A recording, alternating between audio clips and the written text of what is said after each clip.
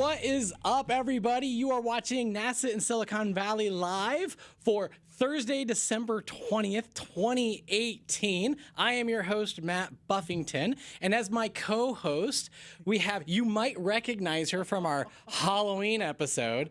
You also might recognize her sultry voice from our Star Wash video. We have our very own Danielle Carmichael over here. Hey, Matt. I told her I had something in store for the introduction, but didn't want to spoil it completely for her. So, how's it going, Danielle? You know, it's going great. I can't wait. We're gonna have a really exciting show up for us today. We have a fun unboxing episode for you guys. You see, we're sporting my kind of ugly Christmas sweater going on over here. Don't mind the reindeer floating in space. See, Danielle, you got your necklace going. She came out with just the polo shirt, and I was like, I want more Christmas, more stuff. So, but speaking of having more Christmas, we have Dave sitting on over here, and I promised Dave that I had this hat for him. Well, you think I'm not quite Christmassy enough? Is that what you're saying? I felt like we needed to turn up the Christmas a little bit more. See, look at that. That is pretty awesome. To the right? To the left? What are you thinking? We're good? I think you're good. All right. I think it works. So, if you can't tell, it is the holidays here, and we are excited and getting into the holiday spirit, and we're going to be opening up a whole bunch of gifts today. This is the unboxing show that you have all been looking forward to. We have a whole bunch of different gifts that are unique to NASA's Ames Research Center in Silicon Valley, and this is going to be pretty crazy. We have a whole bunch of people lined up with boxes that we're going to unwrap. So awesome! We've got so much tremendous stuff here. Yeah, it's going to be great stuff. It's going to be a fun time. But if you didn't know, this is NASA in Silicon Valley Live. It is a conversational show out of NASA's Ames Research Center here in Silicon Valley, where we talk to the various scientists, researchers, engineers, and all around cool people at NASA, where we talk about all of the nerdy NASA news that you need to know about. And if you like that, we are right now live on twitch.tv/NASA, as this wonderful lower third indicates.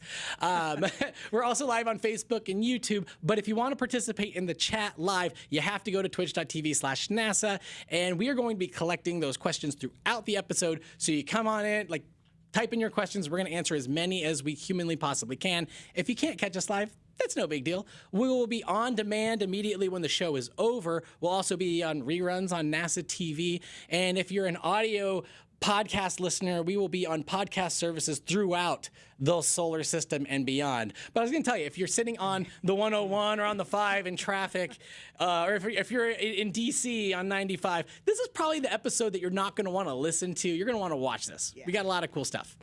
But our guest, we have Dave Korsmeyer. He's Welcome. How's it going, Dave?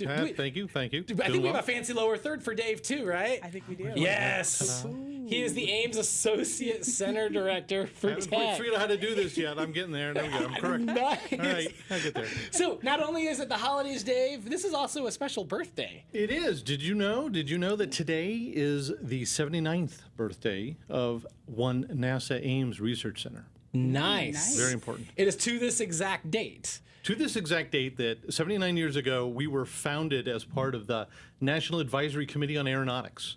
We were around. We are so old. We are so esteemed that we were before NASA. Before NASA existed, there and was before Ames. Silicon Valley. Before Silicon Valley, and Silicon Valley was just Orange Grove Valley. Yes. We existed before that. We were the second NASA advisory.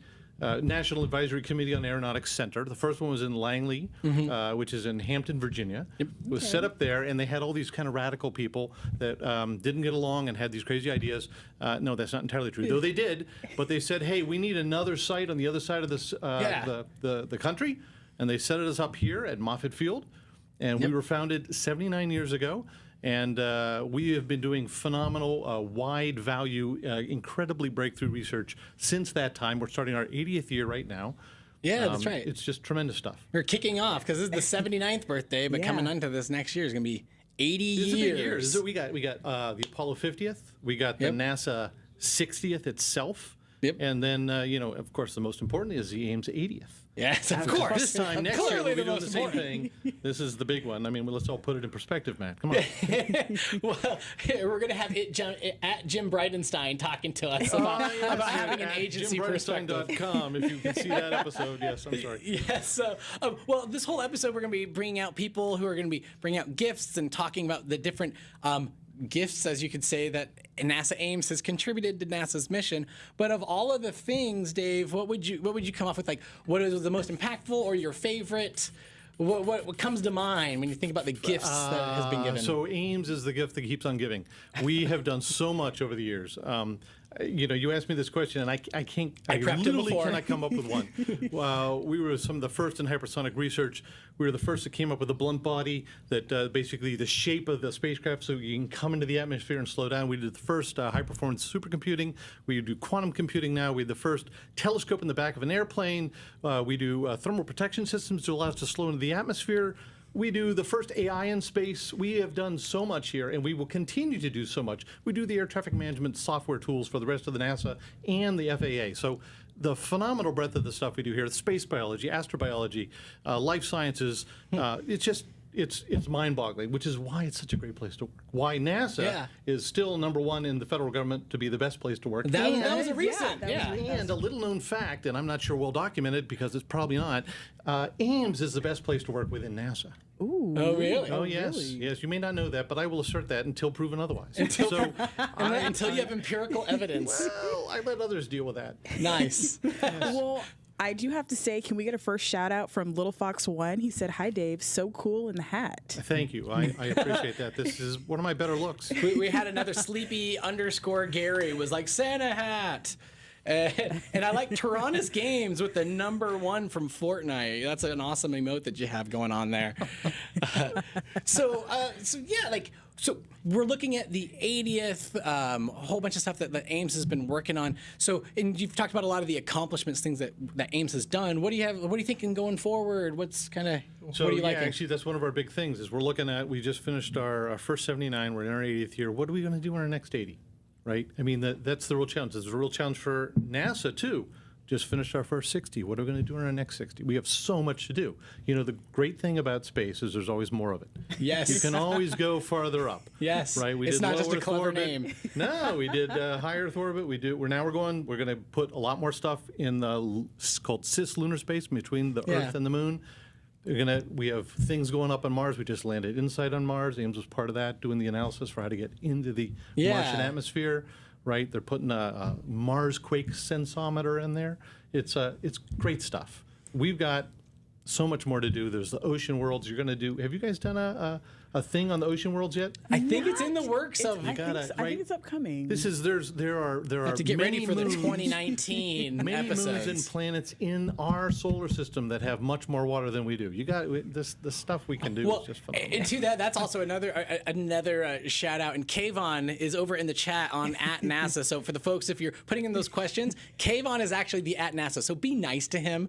But also there's a shout out for Danielle. We had the More Planets Than Stars video that Danielle did. Don't forget Kepler, of course. We've discovered so much that literally there are more planets and stars in the universe and in the galaxy, and it's just mind-boggling. Yeah, it's like, and we have a couple of people who are going to be coming on out talking about that. We're going to be talking about aeronautics, space biology. We have a whole slew of things. So we're stoked. This is going to be fun. It's going to be great. And you know what? The actual people that know are hiding behind the walls over there. Yes, people who are in the chat. You can't really see it, but just over that way, we have a whole room full of people who are on deck. So speaking of which, it's about time, Danielle. We need to move along. I think it is. I think it's finally time for us to say goodbye, Dave. Well, I really appreciate that. I'm going to have to return the hat to you. Back. I understand that it serves a purpose. Right. There's a role for the hat while indeed. I'm gone, and I thank you so much for including me. It was great fun. On behalf of Ames, I appreciate the viewing audience. And Lord, look at my hair. But that's okay. It's all part of the experience, Dave. Everything. Appreciate it, Matt. Awesome. Thanks for coming, dude. Take care. So don't forget, we have a new site where you can get all the information about our show schedule, links to our past episodes, as well as checking out some of these old episodes. And you can visit our URL. It's going to be nasa.gov/Ames, NASA in Silicon Valley Live. All right, so while we're waiting for the next person who's on deck to be coming on over, I think Kayvon's going to be sending them on over the way. So I think it's about time. So let's go ahead and welcome out Bring 'em on out. Kimberly. Oh, Oh, and we have Kimberly. There we go. The gifts begin, folks. All right. One of our returning Jeopardy champions, folks. How's it going? Special gift for you. Excellent. Bring it on over. thank you. And so, you have to get, if you can't get on the shot, you have to get that. That is an amazing shirt that we have going on. Not my shot. Yeah, that's a shirt. We all love Pluto. Everybody loves Pluto. Wait, so. is that a little New Horizons that I see up there as well? Yeah, this is New Horizons flying by Pluto. Oh, excellent. So then the heart. we got to jump into the unboxing. And as I said, so at least for me, and I don't know about for y'all, but at my house growing up, when you opened up gifts, you had to wear the Santa hat. It was just a rule, so that I'm going to maintain that the Santa hat has to come when you're doing the gifts. So the first one. Wait, hold on. Before we get started, please, Kimberly, introduce yourself Yes, to of our course. audience. Tell us a little bit about what you do here. I'm Dr. Kimberly Annika Smith. I'm a research astrophysicist here at NASA Ames. So as an astrophysicist, I'm studying the universe, but I also design and review missions for NASA to send into space to do astrophysics. Okay, so Solar system and beyond. Well, even like the first chat question that comes right out for Kimberly was like, will we see a moon landing in our lifetime? That's from PogChamp from Digital Donger. So. Well, absolutely. In fact, there is a landing that's going to happen on the far side of the moon by the Chinese Space Agency next month, which is going to be awesome. They're going to do a sample return from an ancient impact crater. And so the world is looking. Exploration of the moon is happening today. We have orbital assets involved and landers in the future. Yes. Many. that's going to be so awesome. Are we ready to rock and roll? Or we keep I doing think chat? so, Matt. Go ahead. Okay, so and also as I've learned, they told me to do not shake any of the gifts that come out, and this is this is quite amazing. So I'm gonna pull this bad boy on out of here, and this is very delicate. Ooh, and we're gonna toss that box just over here. So Kimberly, why don't you tell everybody what are we looking at? Well, Matt. Well, Santa did not bring you coal. No, but it looks it's slightly different. You have a moon rock. This Wait, is an authentic moon rock. This is real, right? This is real. This is from Apollo 15. The fourth landing that we did with humans on the moon, and it's a sample return. Rare, precious, beautiful, 3.4 billion years old, taken from the Elbow crater.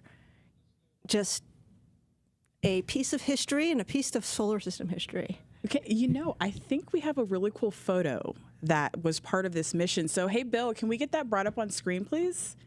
Ooh, looky. Ooh. Yeah, you're looking at astronaut Irwin.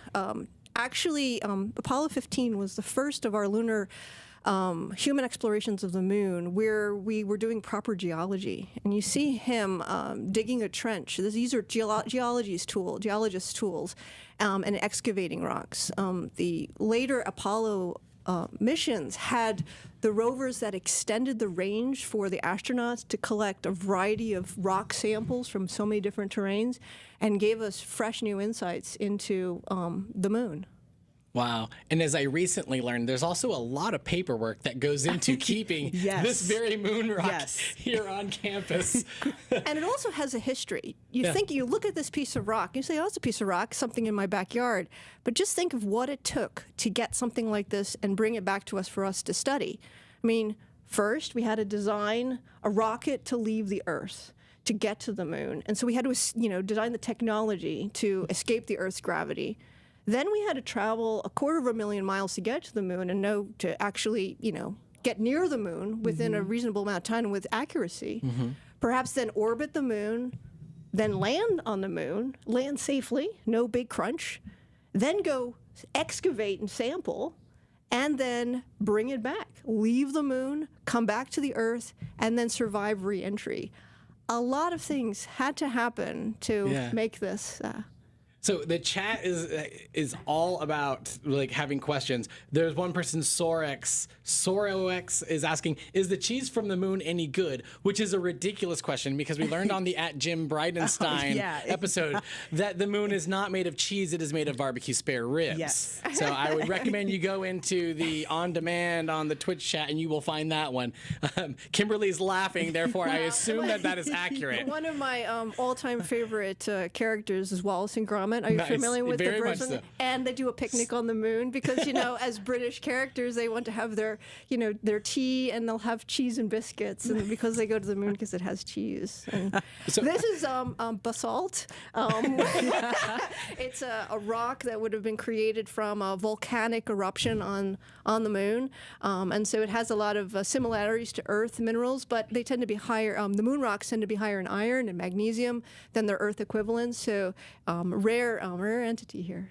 So a couple quick questions. I see Space TV Net is a reoccurring guest over in the chat, so welcome back. Was asking, how can I buy that rock? I'm going to guess that you can't.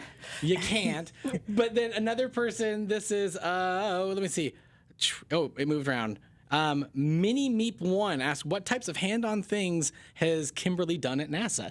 And I was going to say, the Pluto shirt isn't just there for, Oh, yeah. You have a special affinity for Pluto. In a previous incarnation of things I do at NASA, because working at NASA, I get to work on a variety of different missions, and I was very privileged to work on the New Horizons mission that flew by Pluto. And New Horizons is going to fly by a very old and ancient object in the outer solar system called MU69 on New Year's Day.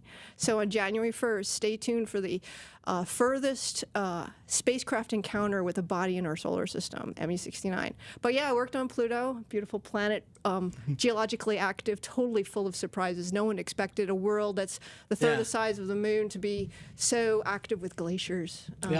And I was also fortunate to work on a mission a few years ago where we deliberately intersected with the moon and we discovered water and changed the way we're thinking about how resources are on the moon and where water came from. From the original measurements of the Apollo samples, they were dry. What's also but with these recent robotic explorations of the moon, we've gone back with more modern instruments and we've been able to map and look at different mineralogy. And of the last 5 robotic missions, Ames has led 3 of them. Oh, awesome. And Shout we've out gone to global Ames. composition. We then, with the impactor mission that I worked on, I built the payload for that. We crashed into the moon and we discovered water. And again, changing the way we do textbooks, understanding the moon. It's also kind of interesting. Apollo 15, you're looking at the sample here. Yeah. During that mission, even recently, researchers have taken samples from the Apollo 15, 16, 17 and reanalyzed them with modern instruments. And were able to show that they also have water, which had not been, measured. And it turns out it's a sampling sensitivity. Our instruments now, our labs today have much better sensitivities, so we can even probe down to smaller concentrations. And so rocks like this, basalt, don't have water, but they have the hydrogen and oxygen in the form of hydroxyl, OH. And so what's curious about rocks like this that are very old is perhaps now the water is coming from interior of the moon, whereas other measurements of water seem to be more surface. And so we may have multiple theories of how water is on the moon. And then to that same point, Santiago was asking, how old is that rock?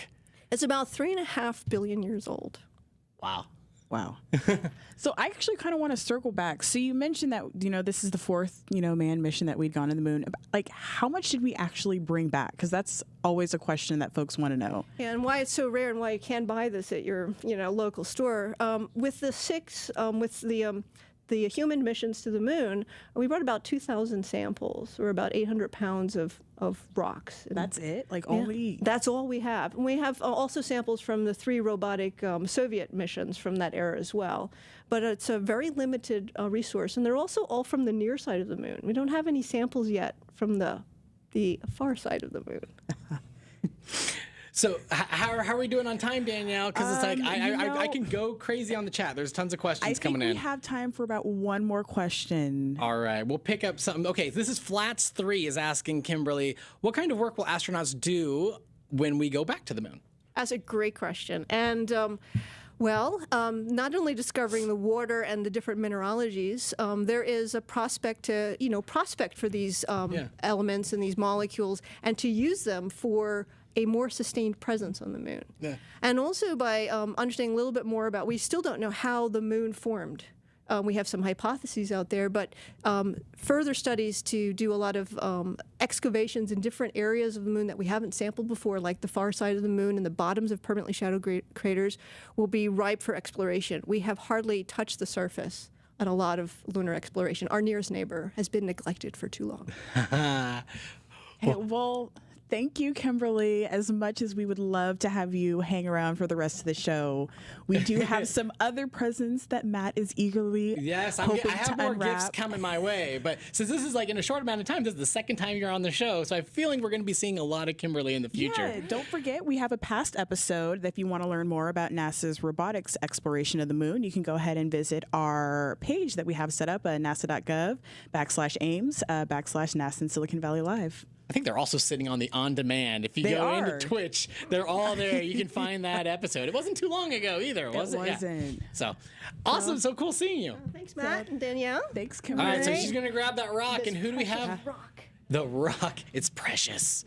Come to me. It's like, okay. No, And it's heavy, too. It's heavy, but it is just, this is such a gem. This is Merry Christmas. Bye. Okay, so up next, we're going to go ahead and bring out John. John, come on down. Dun, dun, dun, dun. Yes, see, look at more gifts coming my way. But first, can we go ahead and shout out John's shirt? Yes, we got to get it. Use the camera. Just trying to be in the Christmas spirit. That is awesome. See, Dave should have learned from John on sporting the awesome shirt. So it's all right. Don't be shy on the mic, John. Okay, we'll so, move on over there. before we get started, so tell us a little bit about yourself and what you do here at Ames. Okay, well, I'm Dr. John Jenkins, and I'm a research scientist here at Ames Research Center. I also make my own shirts. This is one that I made. Shut up. You made that shirt? I did, yes. That is awesome. Yeah, so as engineers and scientists, you have to be able to design and build things, and you can design and build things that you can wear as well. So that's very exciting. But my day job is to find exoplanets, to discover planets around other suns in the neighborhood of the Earth. Okay. Excellent. And I mean, Kepler has been, exoplanets, as Danielle already knows, has been quite the busy topic of late. But all right, are we going or are we jumping in? I think, Matt, go ahead. So if you guys can't tell, Danielle's moving things along, and I'm just anxious to open the stuff up. But another shout out to Melissa Art, who was saying that wrapping paper! Exclamation point. I think, did we have a place where people can go and grab it and download it? I think we do. If you go to our page for the podcast, I'm pretty sure you can download this snazzy wrapping paper. So also shout out to the rest of our comms team who spent last night wrapping all of these lovely presents that you have here. Yeah, so for the folks in the chat, go bug Kayvon, and he will hook you up with that. And I gotta be ginger with this because just moving stuff out of the way as I gently bring it out because I'm not supposed to shake anything. Oop, and it's got little spiny things. So yeah, great shot, Matt. Here we go, and as the camera tries to follow, and I'm slowly gonna bring this on over to John. What are folks looking at here? Right, so this is NASA's first planet hunter. This is the Kepler spacecraft, which was launched in 2009 and was up there taking images of stars and looking for instances where the stars would wink at us as a planet crossed in front of the face of the star, causing a drop in brightness, kind of similar to the total eclipse of the sun that happened last year, except that it's a much smaller signal, a very weak signal. It's very difficult to detect, which is why we have to launch a spacecraft like this with an exquisitely sensitive photometer. This is a telescope that measures the brightness of over 160,000 stars during the primary mission. And over the course of 9 years, the Kepler spacecraft helped discover about 2,700 planets around other stars. Okay. I was Go gonna for say- it. Go for it, Danielle. Well, I was going to say, we have a really cool photo. So if we can Nice. get Bill to bring this up, and I'd love to have John, explain to us, like, what are we seeing? Yeah, so Danielle, right now you're looking at 4.5 million stars in this photo. This was the first light image from Kepler. It was snapped a month after we launched. It was our first indication that Kepler actually worked, that everything looked like we could do the job and complete the mission and find planets. It's an absolutely gorgeous view of about 1/400th of the sky all at once. So it's about the size of the palm of your hand held at arm's length if you go out, look up at the night sky tonight. And we chose 160,000 stars in this field of view to observe over 4 years looking for planets. And indeed, we were very successful at that. So there was a question that came up for Dave a while back, but I think this is relevant to Kepler as well. They had asked, how can the research community contribute to the space research without having access to resources that NASA does? And I know scientific community is a big part of what Kepler was doing, and as the mission is recently ended, but still even now the scientific community is a huge part of the science that's still being crunched. Oh, absolutely. So we ignited the fire of the exoplanet community and had over 600 scientists in Europe that actually were very much interested in the stars. So Kepler not only found planets, but also revolutionized the field of asteroseismology. That's the study of starquakes. And it's amazing because if you can measure the oscillations of stars, they kind of are like big bowls of jello that shake, and they have starquakes.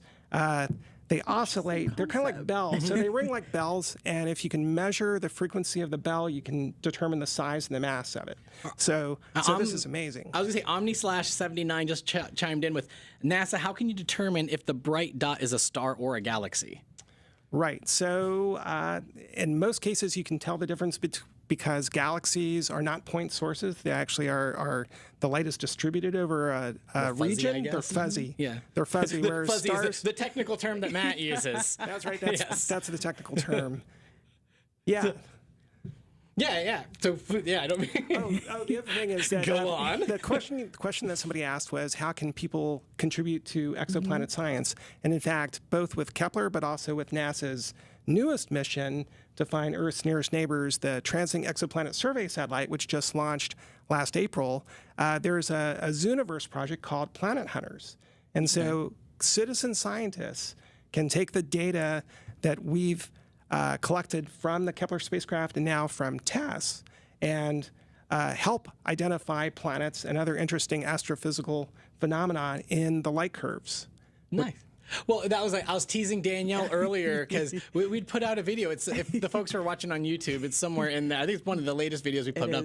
Was an animation where we talked about the star wash and how the scientific community gets that data and cleans it up. I don't know if Kayvon had it lined up for the chat, but at some point he's crunching and getting all the things. Folks, if you want it, go demand it from Kayvon if you want that link. Right, and so the star wash actually illustrates one of the biggest contributions that Ames makes to exoplanet science. And that is, not only did Ames manage the flight operations of the Kepler spacecraft and the instrument, but we also processed all the data. So my job was to design and build the science pipeline, which is the software that we use to crunch all the numbers, all the images that come down from the spacecraft, and to identify the telltale signatures of the planets in that data. And it's a really big job. And in fact, we use the facility here, the NASA, supercomputer, the Pleiades supercomputer, to do a lot of the number crunching. So, you brought up TESS, and we actually have a really cool animation. So, Bill, can we get that up on screen, please? Oh. No, I'm hearing no's in the mics. They are not ready for it. But when they are ready for it, they're going to punch that on up. But in the meantime... a question that came from Delane asks, how does Kepler make pictures? How does Kepler make pictures? Well, if you're able to stare down the barrel of this telescope, you would be able to see a focal plane that's about a foot across, and it has 42 charged coupled devices. These are called CCDs, and they're essentially light-sensitive computer chips. In fact, you have one in every one of your cell phones or digital camcorders or cameras. Yeah. And in this case, for Kepler, our chips are 1 inch by 2 inches, so they're much bigger than the CCDs that you have in your common phone. electronics, right? So essentially, this is a digital camera, but with a very large focal plane. And just to give you a sense of the size and scale of this instrument, the backside, the bottom of this telescope, which is the primary mirror back here, is 1.4 meters across, and the aperture here is 0.95 meters. So it's about 30. It's about a yard across. So that tells you the size of this telescope, and it's able to make what I consider to be beautiful images of the sky, although from an astronomical perspective, they're not terribly sharp, because we're not about making pretty pictures. We're about measuring the brightnesses of the stars so that we can actually measure the small drops in brightness corresponding to when planets cross the face of their star. But the exquisite sensitivity and dynamic range of this instrument allows us to study all kinds of phenomena, not just planets, not just stars, but also we're able to catch stars in the act of going supernova. And we're able to study galactic archaeology by doing astroseismology of lots of different kinds of stars, especially during the K2 mission, which was the mission the second version of Kepler. After we lost 2 of our reaction wheels, unfortunately, we had to stop the primary mission. And here's where the reaction wheels are down here. But we were able to, thanks to a very clever engineer at Ball Aerospace, design a mission whereby we could point the spacecraft in along the line of sight in its orbit and continue the mission. But instead of observing the Kepler field of view that we observed during the primary mission, we observed over a dozen fields of view along the ecliptic as the spacecraft orbited the sun. It's pretty cool. So we have Delano316. We are in the Twitch chat and we see you. He felt like we almost said his name but didn't quite do it. But yeah, jump on into the chat, send in your questions. Like, in fact, we have one from Electromagnetism is asking, John, why do we see stars as they were in the past? How do scientists factor this information in their studies? Right. So everything you look at is happening in the past, even as you talk to somebody across the room from you, because light travels at a finite speed, although it's very fast, right? So the nearest star system to us, the Alpha Centauri system, actually, one of the things we learned from Kepler was that there are more planets than there are stars, that planets are ubiquitous, and based on the statistics out of the Kepler mission, we predicted that the nearest Earth-sized planet was probably just around the corner, and indeed it turns out that the closest star to the sun, Proxima Centauri, has a near-Earth mass planet in a very tight orbit about that star. So it takes 4.2 years for that light to reach us, and so that means that everything we see there is 4 years in the past. Most of Kepler's targets were 1,000 to 3,000 light years away. So that means that when you see a transit, it happened 1,000 to 3,000 years ago. From a science perspective, that's not very important for exoplanets, but we do time the transits of the exoplanets, because if the timing of the transits vary, it could be that the planets are tugging on each other, and you can actually use that information, the delays or advances in the timing of the transits, to infer the masses of some of these planets, and that's really cool as well. But what makes Kepler so successful is that it's opened the door to a lot of other missions, so that, I've worked on Kepler for 23 years, 23, 24, 25 years ago. This was kind of fringe science. 9 of which was when it was in space, but before then. Right. This was a fringe concept. It wasn't mainstream. In fact, one of the first astronomical meetings I went to with a poster about Kepler, there were no exoplanet sessions. I was put in the miscellaneous poster session right next to a Face on Mars poster, and so that's where the field was 25 years ago. But today we have the Kepler mission, the K2 mission, we have the TESS mission, we have James Webb going up in a couple of years. It's going to follow up and characterize the atmospheres of many of the planets that we find. Through the TESS mission. TESS is about finding Earth's closest cousins. Most of Kepler planets, we only know the size of the planet. We don't know much more about it. With TESS, we're looking at the whole sky. So take Kepler's field of view and multiply it by 400. Oh, wow. That's right. a lot of stars and a lot of planets. That's right. So the planets are going to be found around stars that are 10 times closer, 100 times brighter. That means we can put lots of telescopes on these new planets that we're going to find and learn much more about them, including their mass, their density. Once you have the density, you can argue what they're made of, and eventually we're going to learn what their atmospheres are made of, and look for biosignatures. Look for chemical signatures of oxygen, methane, carbon dioxide. I was going to say that runs into one of the questions from Reptilla, who was asking, eventually you guys will discover life outside Earth. Do you guys think you're close to it, like in the next couple of years? So what's your opinion? Well, you can't be wrong. It's what do you think, not what is. I think it's going to be a race. So the question is, are we going to find signs of life inside our own solar system, perhaps In the next couple of years. In the next couple of years or decades, as we explore the solar system in these water worlds like Europa? Yeah. Or are we going to find signs of life in the atmospheres of exoplanets? So these are both worthy goals. NASA is going full bore towards understanding and learning whether there's life extant elsewhere in our own solar system. And we're also proceeding with the technology and with missions that eventually will allow us to attempt to answer the question, is there life outside of the Earth around these other planets? So we have a bunch of questions in the chat. Danielle, what are we looking at? Unfortunately, we cannot get to them right now, but Go for it. I'm pretty sure we're going to have a future episode where we talk all things Kepler. So you guys will have to go ahead and hold on to those questions at another time. And unfortunately, John, we are going to have to say goodbye. I'm so sorry. Well, that's okay. It's been my pleasure. And Merry Christmas and Happy Holidays to everybody. You as Happy well. holidays. All right, who do we have coming up next, Danielle? We have Eduardo. He's going to go ahead and talk to us about his cool area of research. So, Eduardo, go ahead and come on out. Maybe. Excellent. Oh, and he's bringing gifts. Hello. How's it going, Eduardo? Good. You? I'm doing awesome. I've been getting presents all day. This is pretty fun. So, tell us a little bit about what you do here at Ames. Well, my name is Eduardo Bendek, and I work here at Ames as a research scientist developing new technologies to image exoplanets, to image planets beyond our solar system. So basically, it's complementing what John was explaining about Kepler. Almost like we planned that transition. So do we jump into it? Go ahead. All right. So this is all right. Let's see what Eduardo has brought for us. Let's see if you like it. And here we go. All right, I don't know. Eduardo's probably freaking out. Like, don't spin it around too many times, bro. No shaking. Don't shake it. No shaking. Okay. And what we have here, and I will hand this over to you. Wow, and that's got some weight to it.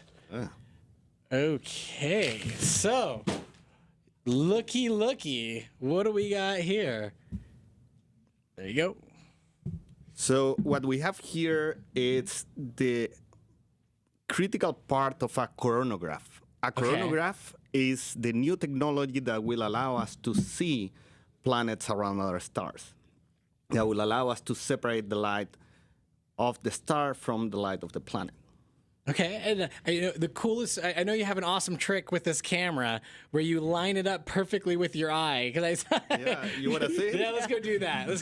And we have Jesse and Mark are going to try to line this on up. So if I aim to the camera, probably you'll see my eye there getting deformed, and that's because the optical system, focuses the light of the star on a very small point to be able to separate it from the planet. So is that similar to like a telescope, or what's going on there? The telescope comes before. So the first element is the telescope. That's the one that captures the light.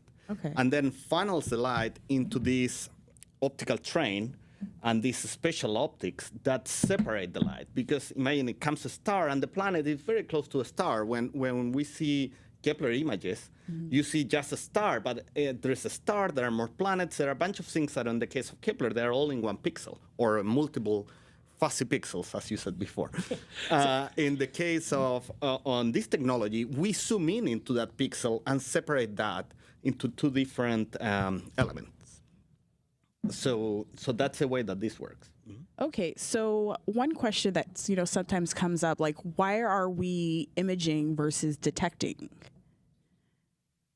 Well, the first step is detect, and what Kepler has done is detect many planets Now we know that the planets are there. We know the demographics. That means we know how many, how they are, how many big, how many small, all kind of information about the planet population. Now, imaging is the next step in which we know the most interesting ones and we go after them. And that's not just like, okay, there's a dip in the light, we know it's there. You're talking about you actually want to take a picture of the exoplanet. Correct. It's actually get reflected light from the planet. Yeah, so it's not an indirect, this is direct imaging. Yeah, and the beauty of that is that then you can see the color.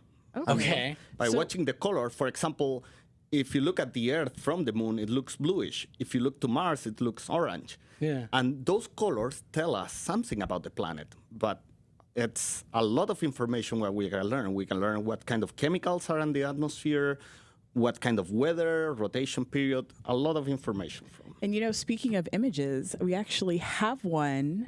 You guys, Bill, can we get that brought up?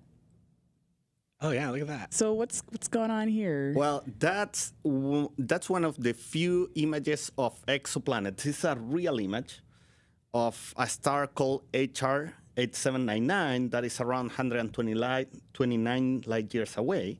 So it's fairly close for our galaxy standards, but it's very far from our human everyday scale. And what you see there is a star that is blocked. You cannot see a star anymore. And the white circles show 3 planets around that star. So this is a planetary system. It's a solar system with 3 planets around.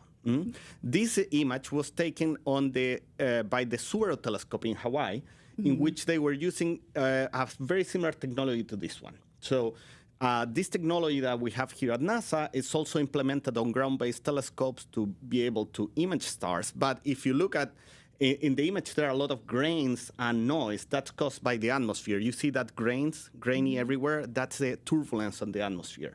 So the goal that we have here is to take the same technology, bring it to space, and then from space, you don't have the atmosphere. Okay. So we have a question that came in. I'd like to ask if there's anything we were looking for specifically with the imaging, or rather taking the pictures first, then deciphering what is there. That is from the Senate, aka Emperor Palpatine, because he is the Senate. So well, that's an excellent question. That's a big problem in this kind of missions, which is strategize how you spend the time, because you can allocate a very little time just to do detection, or you can spend more time trying to recognize the different colors and assess the chemical composition of the atmosphere. So there is a very big trade-off between surveying many stars and do kind of a blind search, or a targeted search of a target that we already know and focus there and learn as much as possible. So normally there is a priori strategy, but then as the mission goes on, you can adapt that depending the value of the target that we find. okay, I'm looking at, there's a whole bunch of questions that are coming in. We have, that's awesome from RJ the Noob. And we also have, how long until we can image moons and other satellites of exoplanets? That's from Squudge. Well, that's another great question. Actually, imaging moons sometimes is not that difficult as it seems, because moons tend to be hotter than the planet during the formation process. So the planet forms, and then the moon around is still solidifying and could be as a lava ball, and then emits light on infrared wavelength. So it is possible to see moons on their formation process. And then a shout out over to our friend Delano316. I'm reading some of the questions that are on a slight delay because Kayvon's sending them on over to me. So if we don't get them in real time, we're getting some of the older questions as they come on through. But Danielle, keep going. Well, I say X Arrow says that the image sort of looks like a lunar eclipse. Well, that's exactly what it is. A lunar eclipse is the process in which the moon goes in front of the sun. And because of the distances and their sizes, it happen to be angular the same. So they look like the same size, but they are very different. Okay? So what this device does is a device to miniaturize an eclipse. Basically, we compress the light, and we have a tiny blocker that blocks the light of the star. So it's like having an eclipse, but since you don't have a moon that you can move around, we do it on a microscopic way inside this device that I can bring us a gift for you. I'll have to take it with me. You're just going to take it with me. So we have a whole bunch of questions coming in. This is from Oprah_FT Winfrey, which I assume is the real Oprah, but should be course. bringing us gifts because I think that's kind of how that works. But Oprah is asking us, how do exoplanet hunters know which stars to look at? There are so many to choose from in the Milky Way. Where do you even start? Well, there's where we complement with ground-based observatories, a Kepler mission, and other missions. There are some indications of presence of planets that have been concluded by Kepler and ground-based observatories. And the goal is that then when we have the best clues that there is a very high-value target, we go with this more focused mission and stay there and stare. So it's a strategy that uses the a priori knowledge of other astronomical community instruments. Okay, so Matt, I think we have time for one more question. One more. Okay, I'm going to go with Omni/79, who asks, how close did the planet have to be from the star, along with its size, for the camera to pick up the planet? That's a real key parameter here. If the planet is too close to a star, then you cannot separate it because the light of the star overwhelms the planet. So this device helps to separate, but it's not perfect. Normally, the shape of the optics that we design here, all the surfaces, the optical surfaces that you see here, that shape defines how close you can get the planet. But as you design the system to be able to image planets that are closer and closer, it gets more sensitive to any error on the pointing, on how you are aiming to a star. Okay. So if you make it very, very precise, then any shaking of the spacecraft will ruin the process. So there is a trade-off of how close you can image. Now, for this device is designed to be able to see a planet like the Earth around a sun-like star at 10 parsecs. So basically, if we look at nearby star, then and there is a planet in the habitable zone where, like, similar to the orbit of the Earth, we'll be able to see it with this device. Okay. Awesome.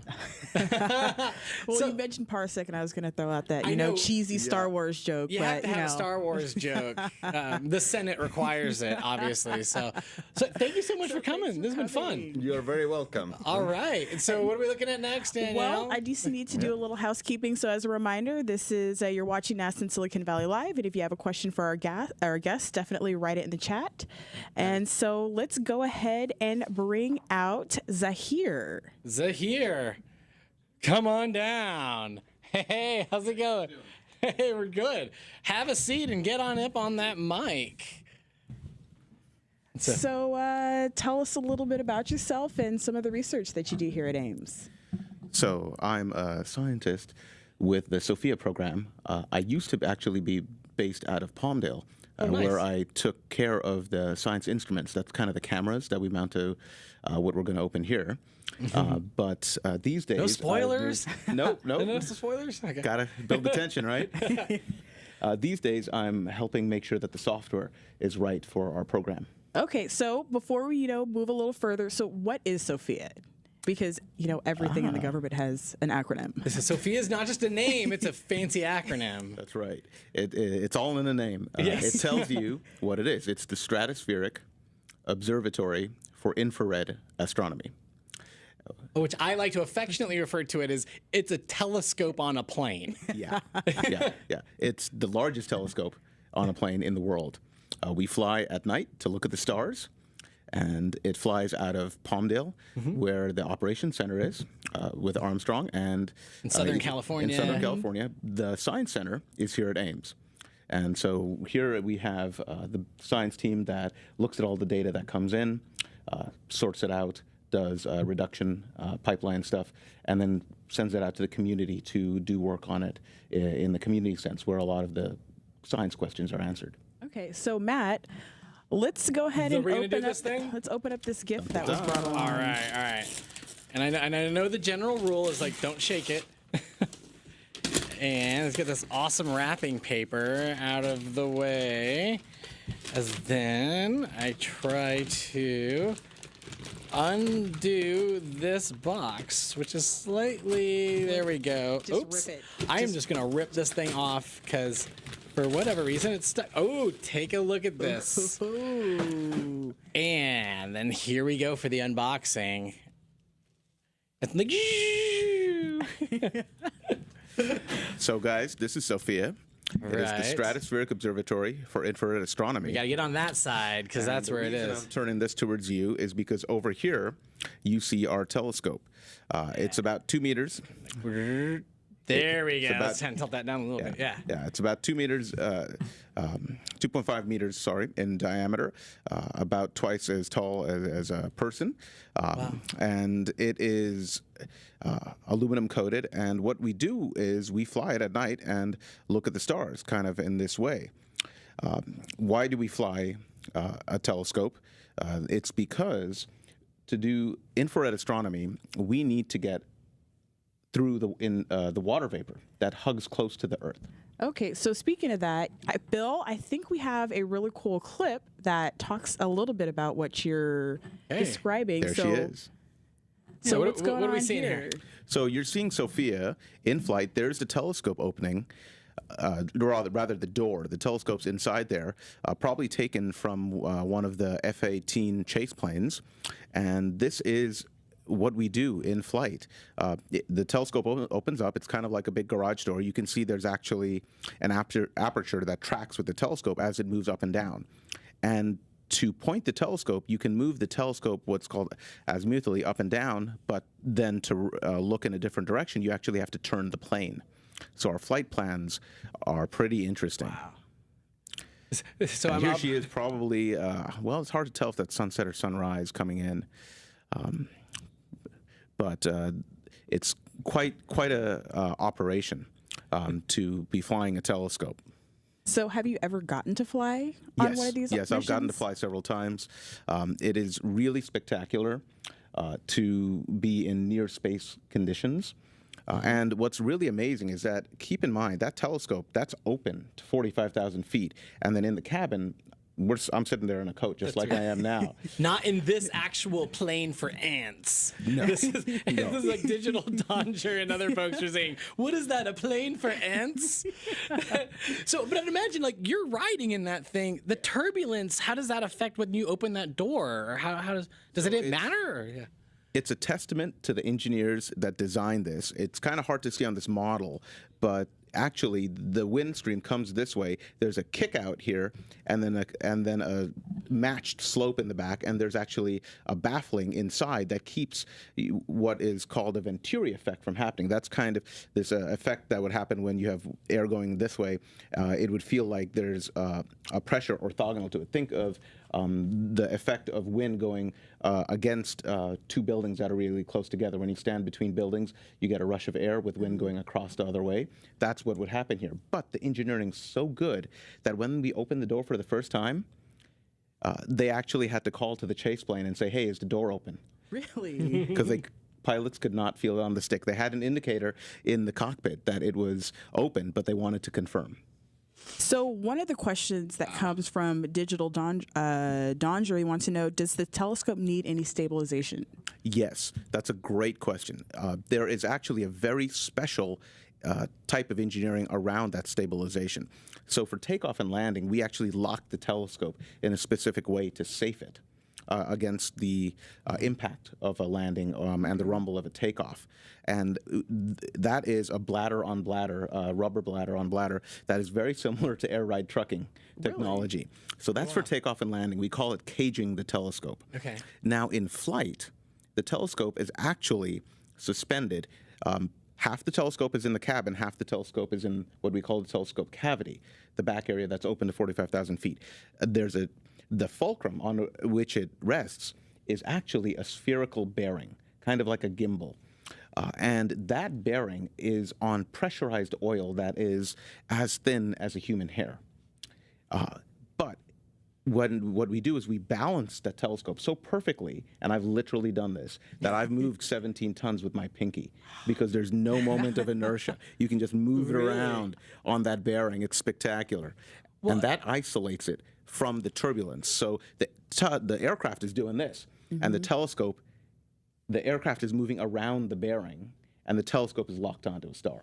So we have Antiparticle 73 was asking about images captured by SOFIA, but I also want to add on top of Rage Jordan asks that can SOFIA see black holes? Because I know like when you're looking at things in the infrared, it's different from your visual light. So are black holes in the game? Is that stuff that you're looking at? So we actually have a very famous image looking at the center of the galaxy that I urge people to look up, where we look at the matter that's being sucked in and therefore putting off a lot of light into a black hole. But the black hole is not able to be imaged. That's why it's a black hole. You see everything around it. Information is not leaving. Light is not escaping the black hole. It's hence not reflecting any light for us. No, to see. not exactly. And then nothing's coming out. But what you actually can see, if you go look this image up on the SOFIA webpage, is you see this beautiful corona around where at the very center of that image, the black hole would be. And that was a very important science result because it was basically an independent confirmation of a supermassive black hole at the center of the galaxy. So this is actually a really good question that just popped up in the chat is from President_Donald_Trump asks NASA, why use a plane when we have satellites and what are the benefits of using a plane? So yeah, let's talk about this. There are space telescopes that we learned from Kepler. We have satellites that circle the Earth. So, and then there's land-based telescopes. So talk about that unique world where a telescope on a plane is critical. That's a great question. Thank you, Mr. President. So SOFIA bridges a gap between ground-based telescopes and satellites. So when we get above the water vapor, we're seeing 99.99% transmission in infrared. On the top of Mauna Kea in Hawaii, which is where there are several amazing infrared observatories, and an infrared observatory and other observatories, you get about 25% transmission. So you're still in the soup, as it were, when you're even on top of a mountain. When you get SOFIA, you get to near space. I'm going to say, you're going to want to keep the mic up on the mic. Yeah. I can imagine Eric, our audio guy, is going nuts. Oh, thank you so much, Matt. So go ahead.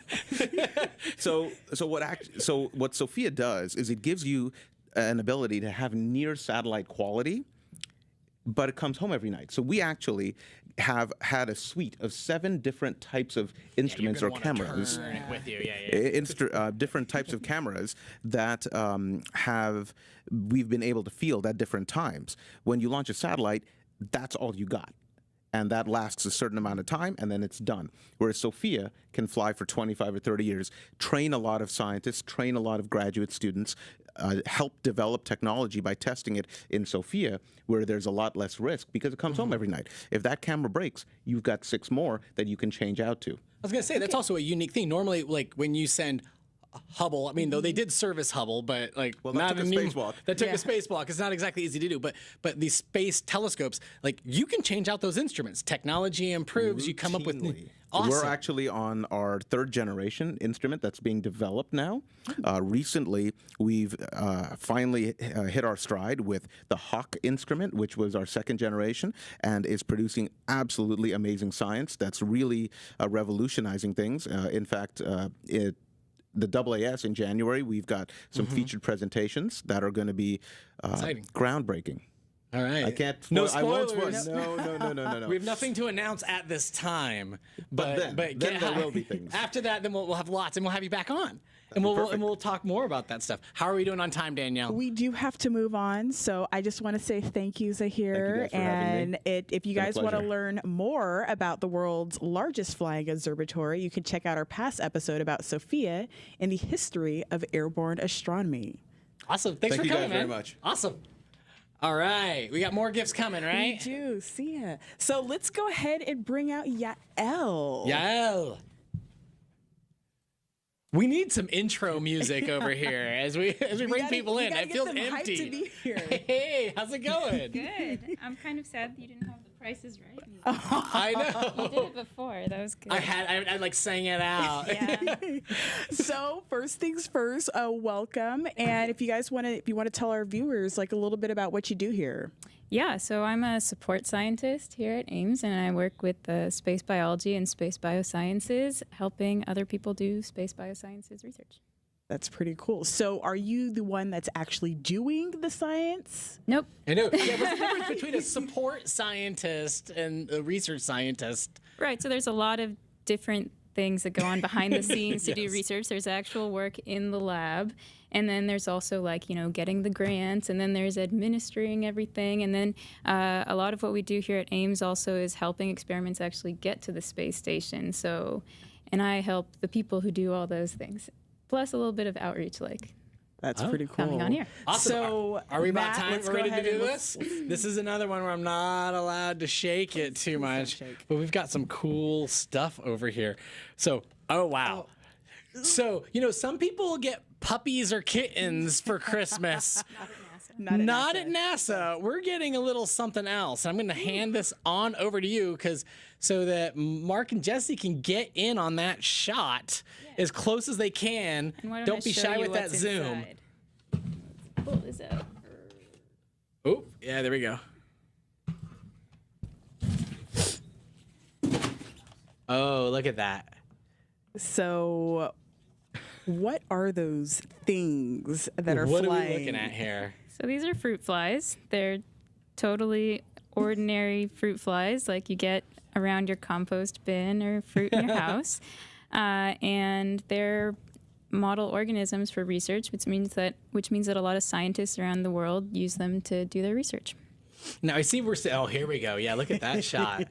Yeah, can you see those flies? Maybe if I move these guys out of the way. Yeah, there's a whole bunch of flies in there. Scientists at Ames have sent fruit flies to the space station on numerous occasions, and it turns out I was told yesterday that fruit flies were one of the first organisms that actually ever went to space. Interesting. They've been space adventurers since the 40s. Ooh. Oh, wow. Yeah. So maybe talk a little bit about, these fruit flies, maybe not these ones specifically, but I'm sure they're cousins, have been to the space station. So talk a little bit about that. So maybe these guys is like great aunt or something. Yes. Went to the space station. So lots of different experiments have taken fruit flies to the space station, and they've looked at things like what happens to their hearts when they're in space, what happens to their immune system, do they get infected by bacteria more easily after they've been in space.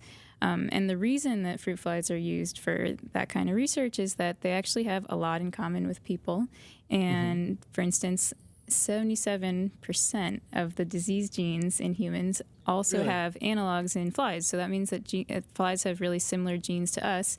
And then we can use flies to figure out what are the risks to astronauts if they spend a lot of time in space. So like flies have really short life cycles. It only takes them, they live for like a month and a half or something like that. So we can see what happens to a fly that spends its entire life in space and how does that affect it? Because it's a lot harder to do that with a human astronaut. That's a question that I have. What does happen to a fly in space, in zero gravity? How does it affect it? How is it different? Yeah, so it's similar to what happens to human astronauts. Like their immune systems don't work as well. There are changes to how their heart works. They don't have any bones, so we can't study bones in flies. But do they even fly if they don't have to? Do they float? Yeah, I've seen a video of it. It's funny. They kind of they move their wings and they kind of like drift around and then kind of try to grab onto the wall. Like it doesn't work as well. Well, almost like they use the wing almost as like, I don't know, it's just like some vibration to like create momentum to move around. I don't know. It's weird. They still have air for their wings to push against. Okay, I guess, yeah. But it's confusing, I guess, and they kind of tend to bounce off the walls. It's like it doesn't work as well. Well, and there's a couple questions. Is that yellow stuff in there? Is that stuff that they're eating, or what is in these vials? That's their food. It's made out of like yeast and sugar and cornmeal. And there's enough food in there for them to live for like a month, and they'll also lay their eggs in there, and their babies will grow in it. So it's like a fly cafeteria fly and community. nursery. Everything they need is in there, yeah. So how long do these missions last aboard the ISS? So usually they last for about a month. A lot of the missions will go up on one spacecraft, stuff will happen for a month, then they'll come back down so that the researchers can see what happened after they were in space, which is really neat to actually be able to get samples back from space as well. So are we talking multiple generations, one generation? Like you got like your great. Definitely, yeah. So for flies, I think that usually they get back around 3 generations of flies. I mean, if they left them up longer, then you would get, they would just keep breeding in there. Eventually they would need new food, but yeah. We have a ton of questions. So it's like this is from Rasonic. What's your favorite project you've helped work on and that has made it to the space station? So I myself have not worked on any single project. I'm kind of more at the program level, helping all of the projects. Yeah, but, a little bit of everything. Yeah. So you get to take credit for several things. Everything. That is all of them that you've All touched. of the things. You do all the things. All the things. Lots Your of boss hats. is listening to give you paid more money. Get this woman a raise. So go ahead. One thing that I think is cool is that there's going to be an experiment coming up, I think, in 2019 with tardigrades. And I mean, you can't not like tardigrades. They're little crazy creatures with claws, and they're microscopic, and they like survive radiation, and they can survive the vacuum of space. So they're really neat. I like them personally. Interesting. So, Omnislash has a question. How many generations would it take for the flies take to evolve to get used to low gravity? I don't know. I'm not sure that an experiment has been done on that yet, but fruit flies are used for a lot of genetics and evolution research. So if we could get funding to do that, then we could just try it out. One of our reoccurring guests, this is Space TV Net. Have more fruit flies gone to space than any other creature? And I'm actually going to tag on to go for that. it. So, like, what other things have flown? Oh yeah, lots of organisms. So from Ames specifically, we have flown mice and yeast, like plants. And then there's also been lots of organisms in space in general, not just from Ames. I mean, there's also been squid. What else? I mean, it's ridiculous, the list of organisms that have been up there. I think it's spiders, birds. Yeah. Interesting.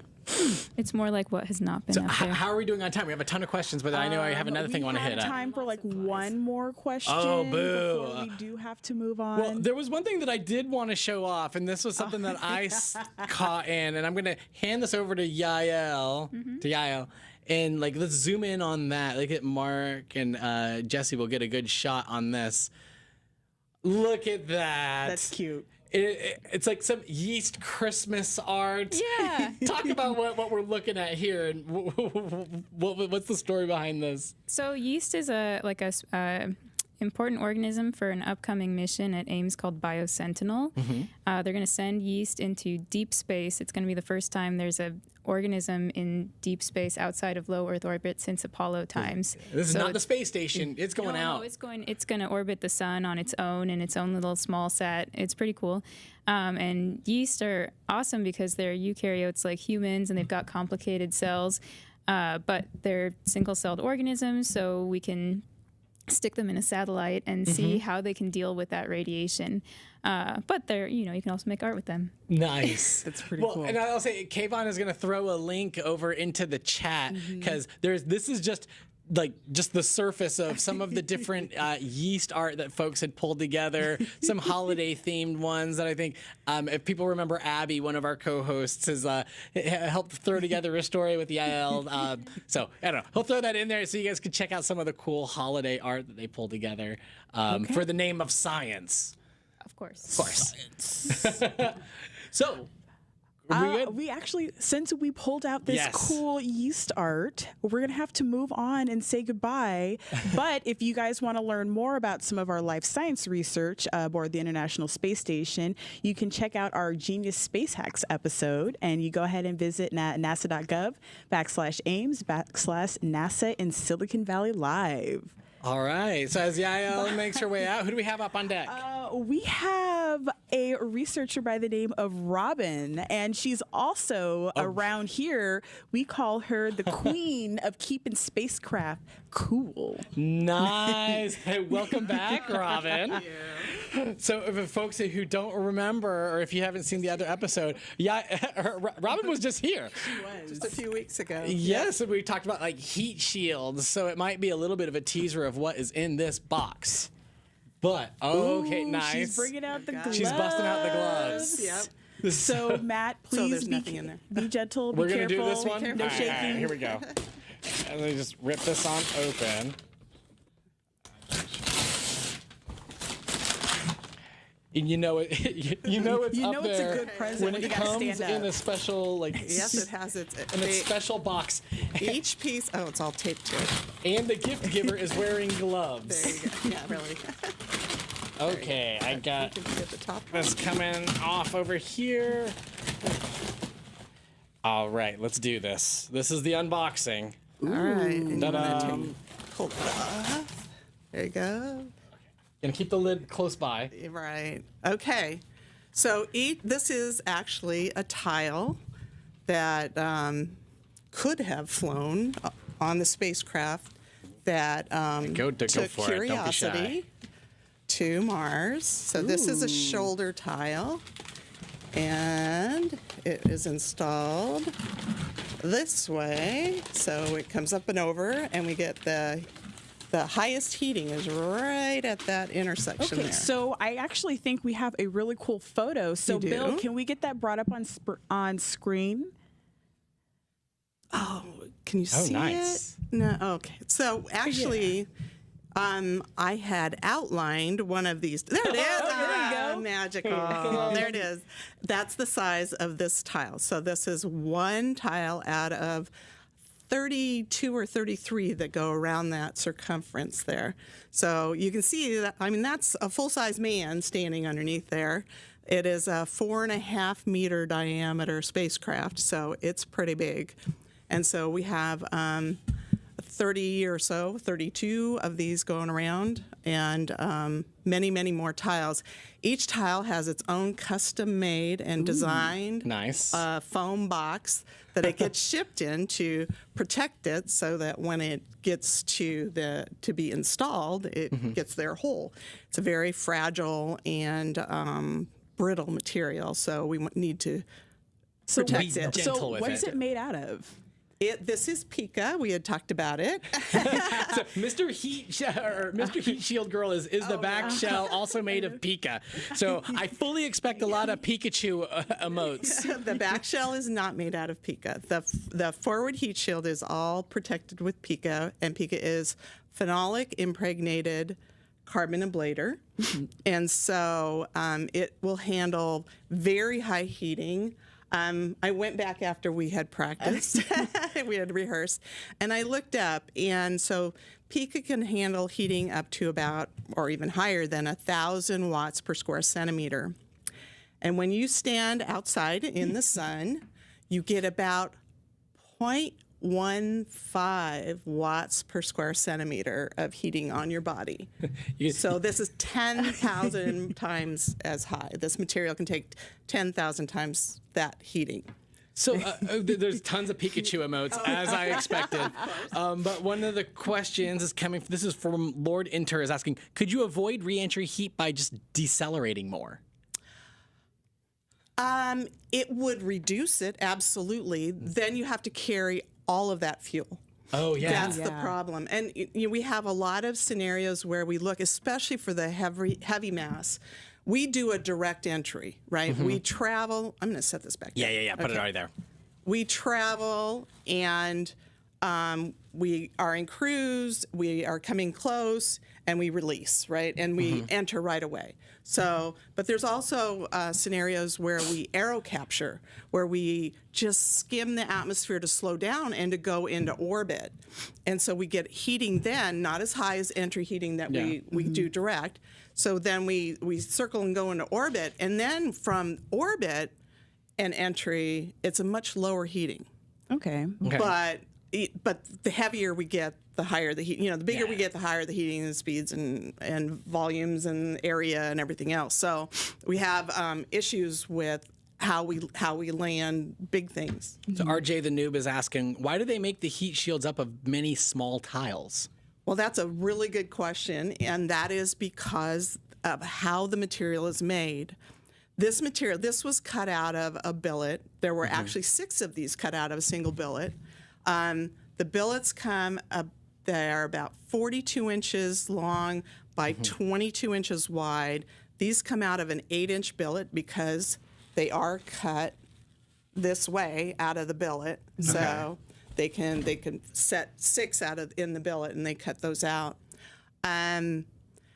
We have limitations on the direction and the angle such that we want to have the best properties. Those billets are, big fat blocks like this solid, but the best direction, the lowest heating or lowest conductivity is through the thickness. So if we're cutting a curved piece out of it, we're limited also on the size of how far off of the normal that we can go to keep low conductivity. Now we have the new materials we had talked about where I showed the felt, where first of all we can make much bigger tiles because we can shape them such that the low conductivity is the same everywhere. And then we also, that the broad goods come in, the felt comes like cloth almost. It comes up to 60 inches wide and very, very long rolls, so you can make bigger pieces. There, our limitation is our processing facilities. Where can we do that and make bigger and bigger pieces? This tile is among the smallest. The next tile up, those 2 rows have the most tiles around, and they are the smallest tiles. Further up, we have larger tiles, right? Probably harder to bring on set. Well, and I don't have one hanging around. Yes. And this one has some special features that we have just recently come across, and that's the lovely tiger stripe. I'm all for it. I think it'll be pretty if we fly it on Mars 2020. So this one could potentially end up on Mars 2020. This one won't. Not this specific one. Its neighbors will. Yes, okay. Yes, its neighbors are. We took these 2 out of production. We took 2 tiles out of production because we were looking at these dark marks and wanting to know, could this still fly? Is there a problem with the material? And we did all kinds of testing. We did arc jet testing, which you saw, what that's like. We did properties testing. We did everything, and have shown that the material, the dark material, behaves just like the light material, which is good. So we can fly it. So Ken Obey is saying, why is the material so fragile? Also, Robin's grandson Bradley is yelling, "Hi, Nona, I love you." Hi, Bradley. And everybody in the room next door immediately went, "Aww." Yes, he's about 20 months old and cute as a button. So Nona, anyway, tell us about why it's so fragile. It is a very brittle material. It doesn't bend, it doesn't stretch at all, and so it's very sensitive to what we put it on. So the great thing about the missions that we've flown is we've flown this material on Stardust, and it is flying right now on OSIRIS-REx, and those 2 were single pieces because they're about this big, less than a meter in diameter, a single piece of pica. For Mars, for MSL, so for the spacecraft that took Curiosity, and for Mars 2020, which will take the next rover, we have to do it in tiles. But all of those missions, they're bonded onto a composite that have similar expansion properties when you get it warm, which is good. If we had to put this on metal, then we might have to use strain isolation pads. As we go to the more flexible substrate, we have a little more flexibility in what we can bond to because it has higher strain to failure. If you pull this, it goes and breaks into 2 pieces. If you pull some of the other materials, they kind of stretch and they don't break. You don't get chunks falling off. So we have a ton of questions coming in, so we can just keep going through this. One, this is from a while back, but it was Space TV Net asked, is the pica material similar to what's used to protect the Parker Solar Probe? No. Completely different. No. Parker Solar Probe is carbon. It is very, very dense. It's a carbon cloth mixture that's filled with carbon. It's very dense, very high conductivity, but then that's placed over a carbon foam to try to insulate it. Okay. But this could not handle the heating that and solar propulsy. That was another question that came through. I'm going to see who asked that. Okay, this is Totzire is asking, does it insulate as well as provide heat resistance? So I'm guessing, as it burns up is also... Yes, because of the phenolic, it's a very, and the low density, it's a very nice insulator, but it also can handle very high heating on the surface. So you get high temperatures at the surface, but at the interface, it stays cool. So it's kind of the people have talked about, we used to be able to have a torch and show a shuttle tile and hold it, and well, no fire here, but... This is even better in that regard, in that the way that the phenolic works, it will protect the material. All right, Danielle, how are we on time? I would love to sit and talk with you all day, Robin, about all things heat shield, but unfortunately, we do have to say goodbye. All right. But for our viewers at home, if you want to learn more about Robin's research, you can check out our past episode about the science of heat shields. All right. Excellent. Thank you so much, you. Robin. Nice Thanks, seeing Robin. you again. I know. I'll give you an elbow over here. No shade. Exactly. As the Pika. See, look at. But it's all a part of the holidays. You have to clean up thank afterwards. you, Robin. So let's go ahead and bring up our next guest, Dawn. So Dawn, why don't you go ahead and come on out? Make it on out over here. All right. Your present. Yes. Hey, it is my lucky day today. I'm getting nothing but presents. So while Matt is going ahead and opening up his present, so why don't you tell us a little bit about yourself and what you do here at Ames? Okay. Well, I'm an aerospace engineer at Ames, and I have done a lot of wind tunnel testing of advanced aircraft concepts. Okay. So you mentioned wind tunnel. Like, what is a wind tunnel? Wind tunnel, it's very cool. It's basically a large tube, and we pump air through there, sometimes at very high speeds. Okay. There are large tunnels that can take a full-size airplane, like a 737, can actually fit in our largest wind tunnel. And we've put fighter airplanes in there. Nice. There are also smaller wind tunnels that are used when we need to go to higher speeds in the tunnel. And then we put in a scale model in the wind tunnel. Okay, right, so so I'm guessing I'm gonna since jump he's on in. Yes. involved in that, it may do you be think it is? her I was I was going to present. say, it is. I was going to say, is Dawn our last guest? He is not. He's not. We still have more people coming on now. So- look at this. Be gentle. I am very gentle. I think. Okay. All right.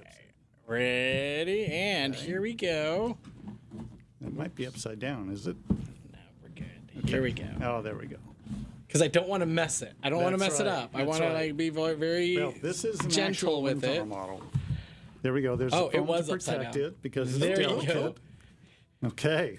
Looks ooh, that that's is so some cool. fancy toy right Yes, here. sharp edges and everything. A lot of pokey So- things.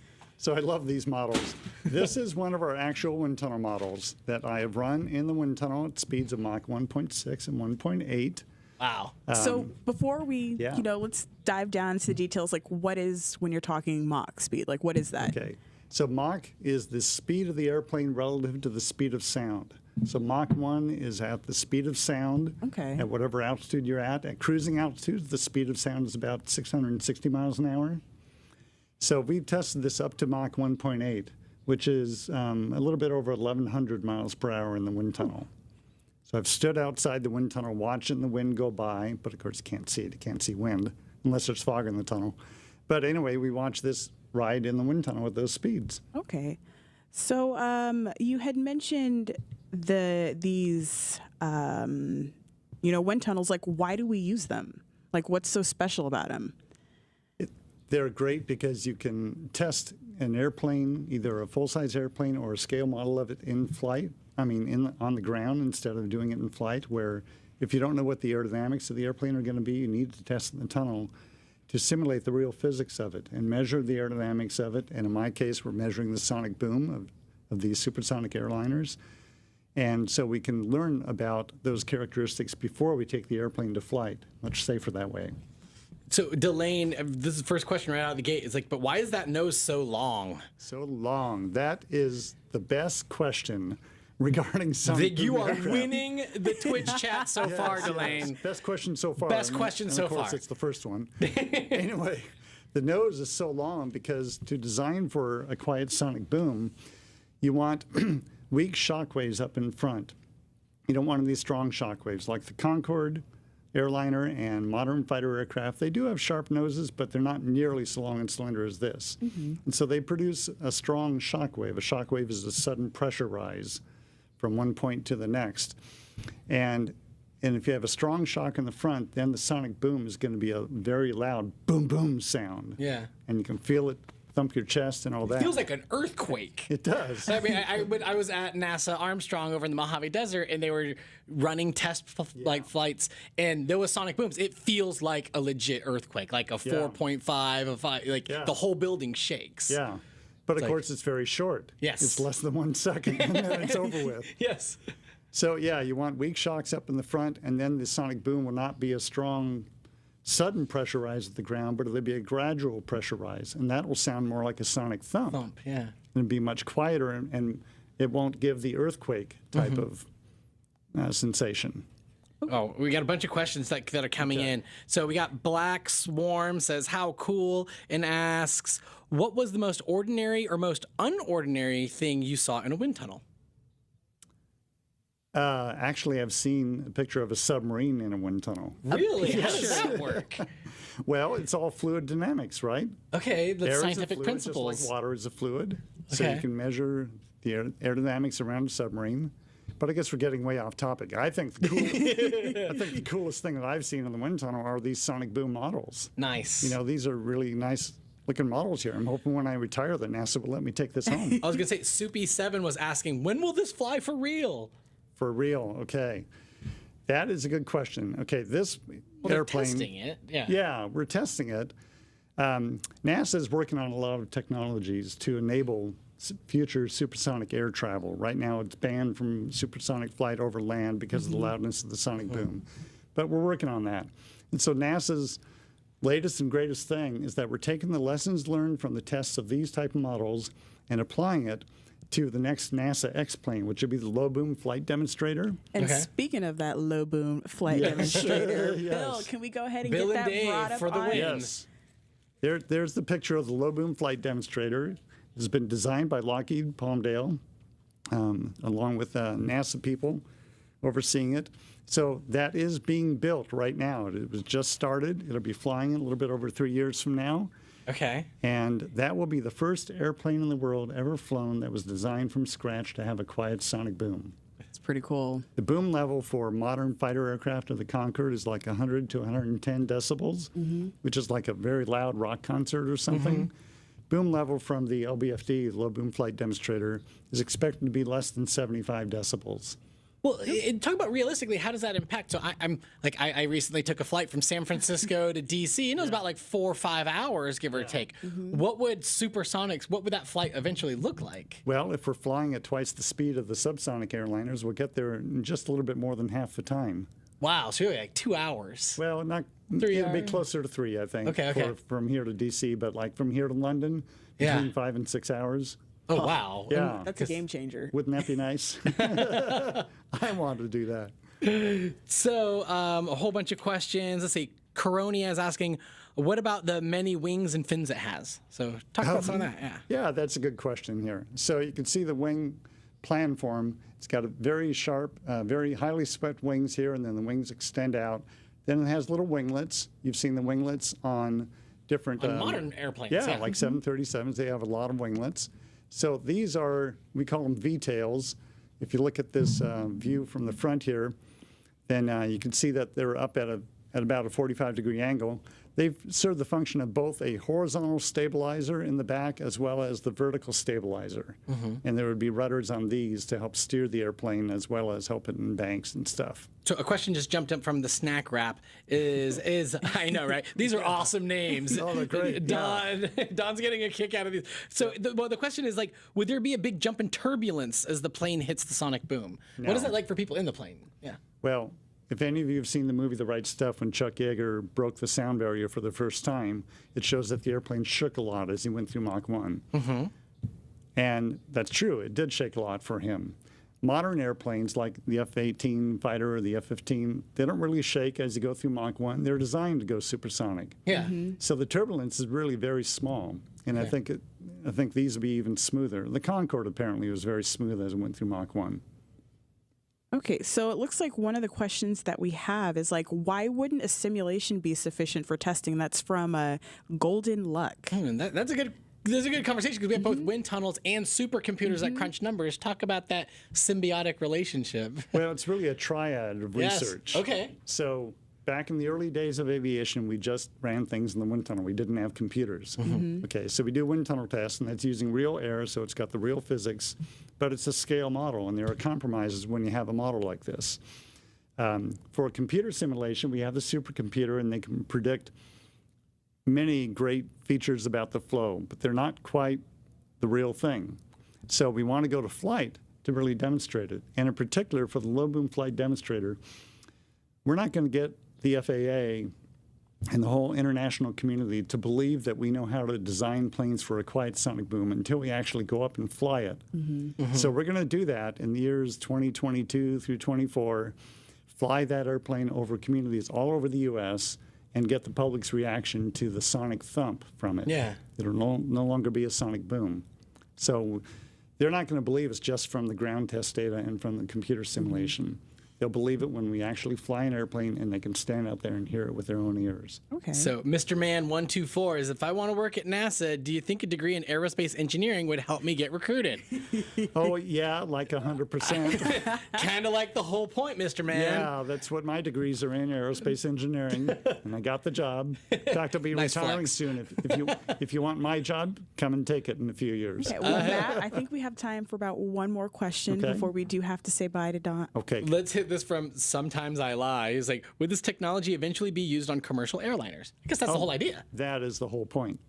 So there will probably be supersonic business jets first. And there are some companies that are starting to make those. They think that they're going to be flying them for the public within 5 or maybe 8 years or so. I'm not sure there's going to be low boom like the LBFD will be. But there'll be business jets first for the rich and famous, and then they'll build airliners. And granted, ticket prices will be high, but hopefully in the coming decades, ticket prices will come down. It's kind of how like normal aviation kind of Yeah, it's kind of how it totally. works. Yeah, exactly. Okay, well, thank you so much for joining us, Well, you're Don. welcome. It's been a pleasure. And just enjoyed as a it. reminder, you're watching NASA in Silicon Valley Live. And if you have any questions for our guests, feel free to write them in the chat. So up next, we're going to go ahead and Up bring out next. Faisal. Faisal. So come on out. Dun dun dun dun. Oh, he look at him flexing on everybody else, bringing the biggest gift.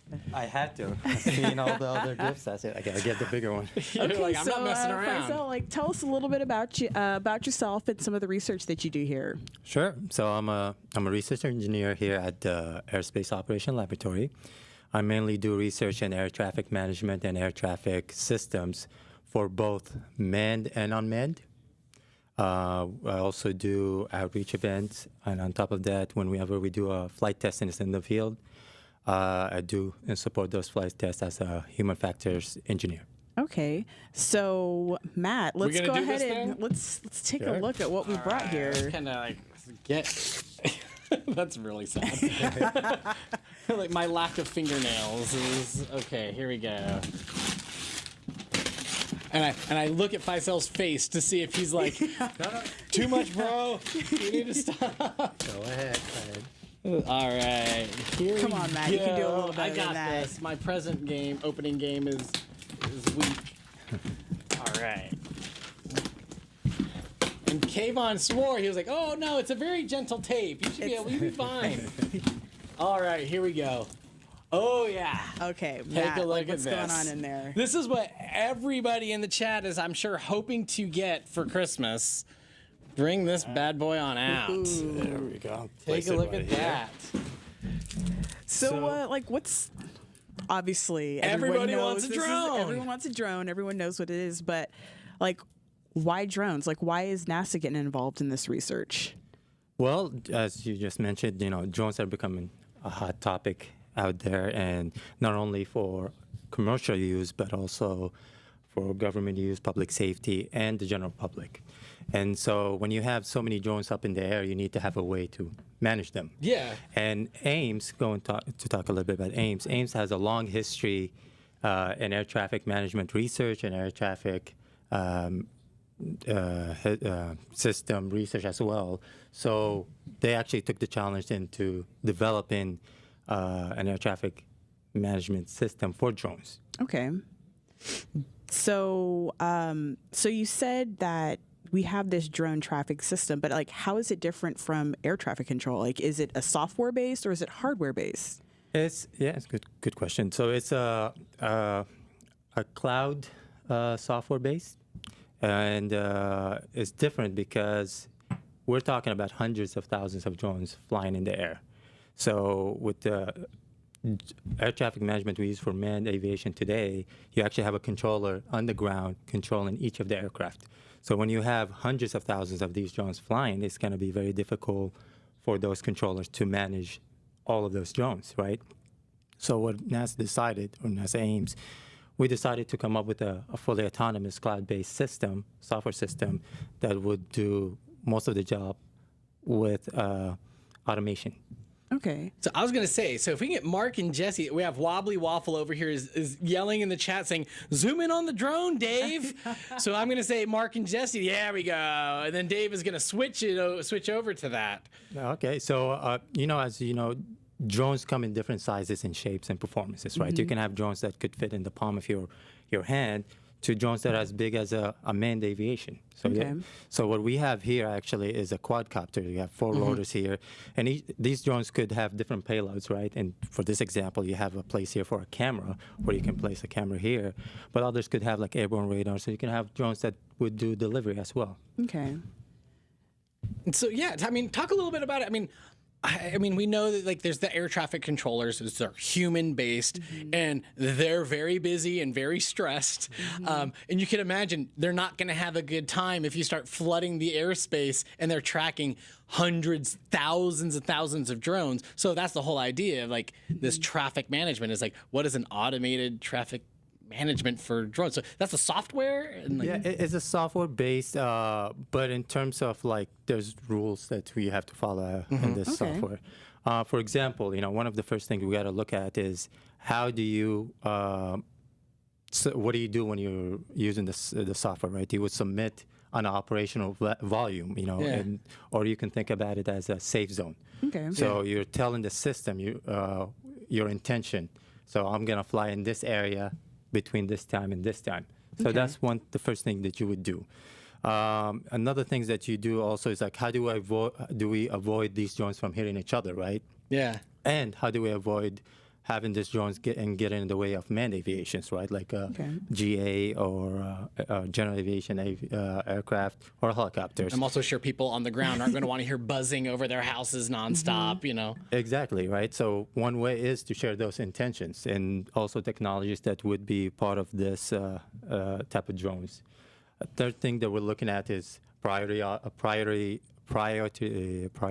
operations. Okay. So we're talking about public safety in this case, right? I'm thinking search and rescue might get priority over a pizza. Yeah, so they would have a higher credential, right? So if you think of, I'll give you an example. So you have hundreds of thousands of drones flying in the air, and you have different applications from delivery to railroad inspection, and so on. And there's an emergency, a fire emergency. So the fire department would want to send their drones up. Okay. So what would happen is they would have a higher priority credential. Once they submit that, anything that actually gets on the way of that operation would get messages, right? Get out of the way. For example, like when you're driving on the road today and you hear a fire truck behind you with a siren, what would you do? You know what I mean? You would move out of the way. So it's the same concept there. Okay, so I actually think we have a really cool video. If you guys, hey Bill, can we get that brought up? Ooh, looky. So this is one of the automations we use for the UTM project. So you see the red area is that operation volume or safe zone, as you would say, and then you see the little drone flying, and those darker spots that's behind the drones is like the positions update that is sent in the system, right? We want to know where the drone is and what it's doing. And again, this is an application like in agriculture, so you can see it's scanning the fields. So like the UTM, the traffic management, it knows where all the drones are all the time, makes for sure they're not clashing, keeping them in where they need to go. Exactly. So that's the idea, is sharing your intention to those that needs to know. We have a ton of questions. One is from, and I just clicked on a button, but all right. Does the quadcopter configurations have any advantages over a tricopter design? Well, no, not in. Doesn't matter. Yeah, it doesn't matter. They're all. It's mostly like fixed wings versus non-fixed wings, right? In terms of like, if you have more rotors, if you lose one, you can still fly. So safety reasons, that would fly a little bit better. And a Wicked Dender as asking, what practical applications have been implemented? Search and rescue, land surveys. Well, we've tested different use cases in our tests. So we do a lot of our testing at 6 fields across the nation, 6 test sites across the nation. We do it in New York, Virginia, Texas, North Dakota, Alaska, and Nevada. Each of the test sites has their own unique characteristic in terms of environment, from the hot to the cold, from the high elevation to the low elevation. And so in those test sites, we do search and rescue scenarios. We also did public safety, other public safety as fire emergency scenarios, or cell tower inspection type of scenarios, delivery type of scenarios. So we do a lot of those scenarios at the test sites. So there's a question that just jumped in. This is from Resonator Games, is asking, what's the process for moving a consumer product like a drone into serious research by NASA? Well, most of our flying is done by our partners, right? What's unique about this project is we work very closely with our partners or the industry and the FAA. And so those partners are actually flying drones that are very similar to this, to drones that are much larger. So in terms of like what you would see in a real retail store or online, you can find these just by searching, you can buy them there. Okay. Right. How are we looking at time? We got one last question. Ooh, I'm going to pick a good one. Well, let's hear it. This is Golden Luck is asking, what would happen if a rogue drone interfered during a task? That's a good question, actually. Good question, Golden Luck. We have rules in terms of like when drones are actually following the rules and what would happen if one of them actually gets out of the way, right? So when we talked about the safe zones or the operation volumes, if that drone or the operator of the drone gets out of that operation volume, messages will be sent out to everybody that is going to affect, right? So it allows the other drone operators to act appropriately if they need to get out of the way, land. So yeah, that's a rogue state of a drone. And so we make sure that messages are sent out to the right people that need to know about it. Okay. Well, look at that. Thank you, Faisal, for definitely joining us. And as a reminder, you're watching NASA in Silicon Valley Live. And if you have any questions for our guests, please write it in the chat. And we're going to go ahead and bring out our next guest. Next guest. Who's up? We've got Vade. Vade is coming out with another awesome shirt. Save the best for last. Yes, exactly. Vade, I don't know if Kayvon has the link, but we also did a podcast a while back. Wasn't that like a year ago or so? Or I think so. That's about that time. Well, for those that have not met you before, like tell us a little bit about yourself. Like what area of research do you do here at Ames? Sure. So my name's Dr. Vade Triath, and I direct something called the Laboratory for Advanced Sensing in the Earth Sciences Division. Okay. So I get a really cool job. I get to invent new imaging technologies and try to explore things we haven't seen yet on planet Earth. Oh, excellent. So are we jumping into this now? We are. This is the last gift, right? This is. All right. Well, you're competing with the drone right now. All right, let me get this. Come on, Matt. I know. We will recycle this material afterward. Yes. Well, and I just realized as I throw all the boxes behind me that I've almost ruined Dave and Bill's set design over here. Shame. So, all right. Ooh, that's a pretty cool one. We got some toys in here, and I'm gonna look over at Vade to let us know. All right, you brought me a camera? Yes, I did. Here you go. Why don't you grab that? Don't be shy. Tell us what we're looking at over here. So this is called the NASA Fluid Cam instrument. And what it is one of the first technologies able to look through ocean waves. Okay. So what I specialize in right now is studying systems, particularly in the ocean, that we haven't been able to see before from satellites or aircraft. And actually, as of 2018, we've been able to map all of Mars and the Moon in optical wavelengths, but we have only mapped about 5% of the seafloor. Okay. And so this is one of the first instruments that's able to get down and look through ocean waves that really cause problems when we try to image systems like coral reefs or kelp forests. Yeah, and I know like when you're looking at through those oceans, looking at coral reefs, and you have the waves, you have all this distortion. That's the thing you've been working quite a bit on, of like an algorithm, or how do you end up like getting through that noise, I guess. Sure. So actually, if you go to a swimming pool, you can see this phenomena pretty commonly. In fact, I think I have a video showing a simulation of the phenomena on our supercomputer. This is the part where we're like, Dave, Bill, yeah, look at that. There you go. So if you look on the left, you'll actually see what a typical image looks like from a drone or from an aircraft or spacecraft looking down at the ocean. There's a lot of reflection from the surface of the ocean, as well as distortions caused by these waves. And those distortions can move or move the apparent location of things underwater, which makes it very difficult to study anything that's underwater over time, because things appear to be moving and you can't actually resolve them very well. So this instrument's capable of doing is create the picture on the right, which is a very clear 3D picture of an entire marine environment. In this case, this is from a campaign we did in American Samoa, where we're looking at a coral reef ecosystem, and you can see what's really underneath the surface is tremendous. There's a huge amount of biodiversity. Sparko Fuin is asking, how deep can this camera see? That's a great question. So we use passive light, reflected sunlight off of the surface of the ocean. Unfortunately, because of the properties of water, sunlight only goes down to about 100 meters depth. What we call the photic zone. That's where the majority of photosynthetic organisms in the ocean are located. Okay, so but that means that we can only see down to a depth of about 100 meters with this instrument. Omnis/79 was asking that, like, NASA, can it map the Marina Trench? How deep can it map? So. Sure. So the first 100 meters is really just the surface of the ocean. The average depth of the ocean is 4,000 meters. So it's a long way to go. And we actually have another instrument that perhaps I'll talk about next time that's designed to look in the deep sea environments and be able to illuminate them. But even if you look at the first 30 meters of water, and you go from the coastline and you march out, that encompasses an area of Earth that's larger than the land area of Earth. It's really a huge region. And those regions are very productive biologically. They're responsible for a lot of climate-related changes in our environment. So it's very important to understand what they look like and how they change over time.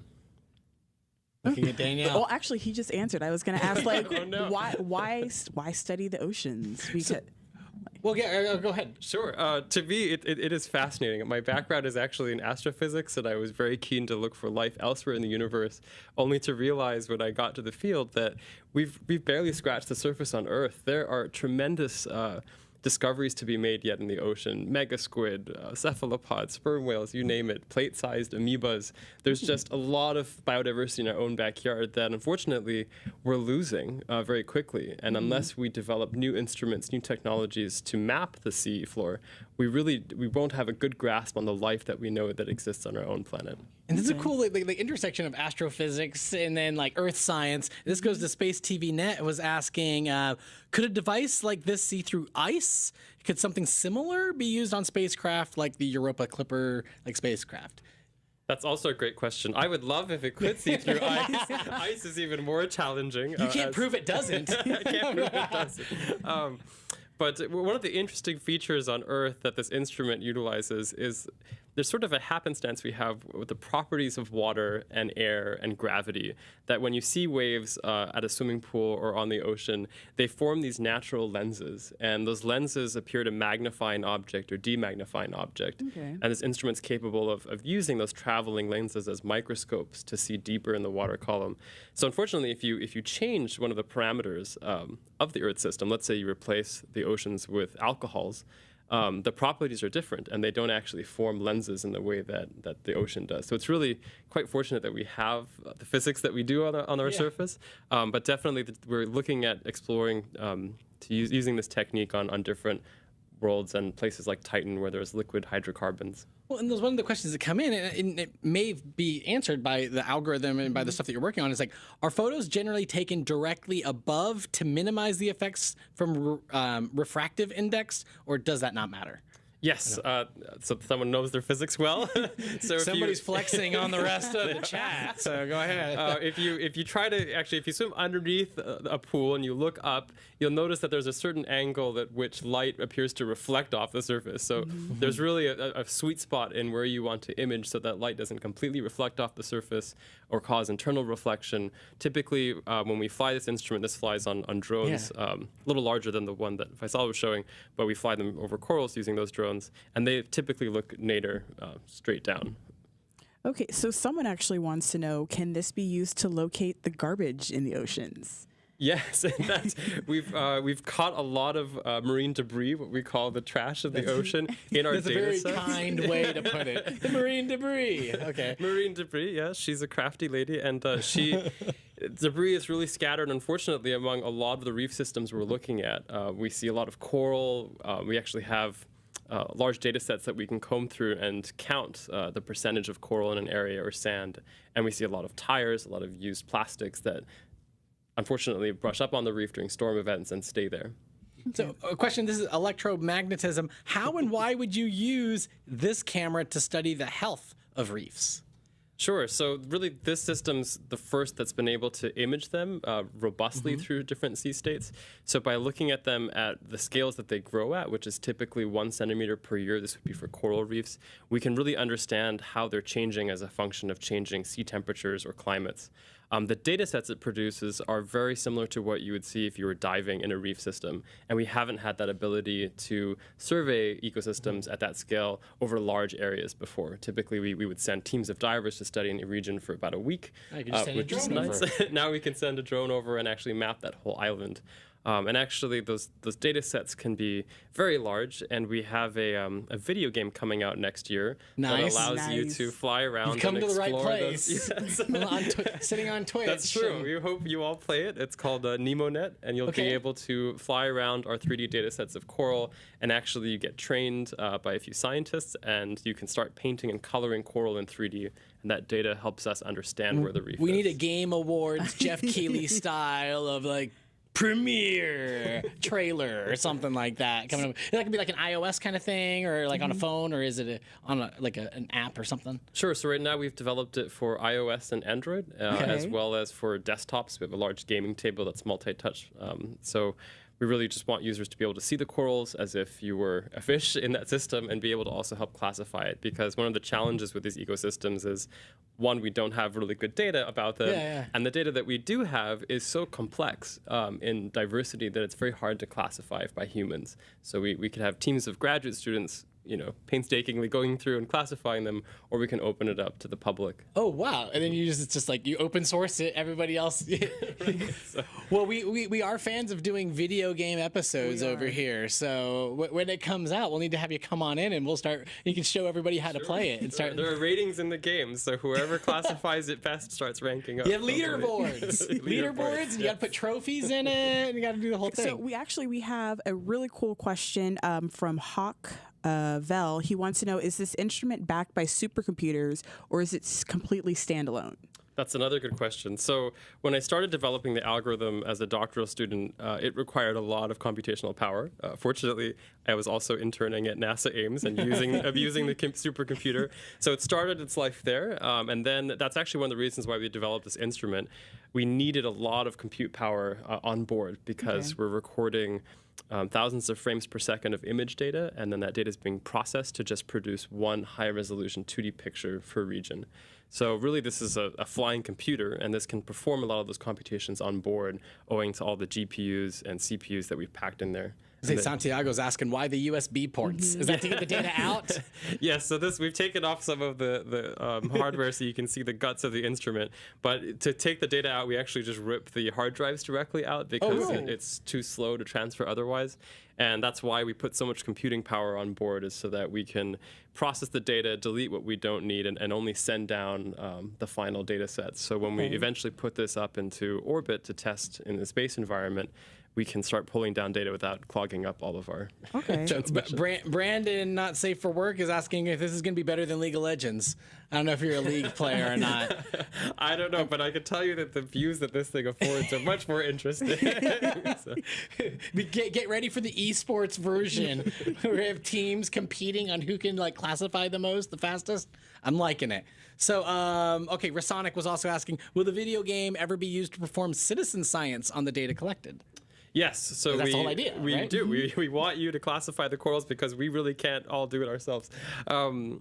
There's a citizen science component of the game where users get trained and they start classifying it. We have a lot of error correction.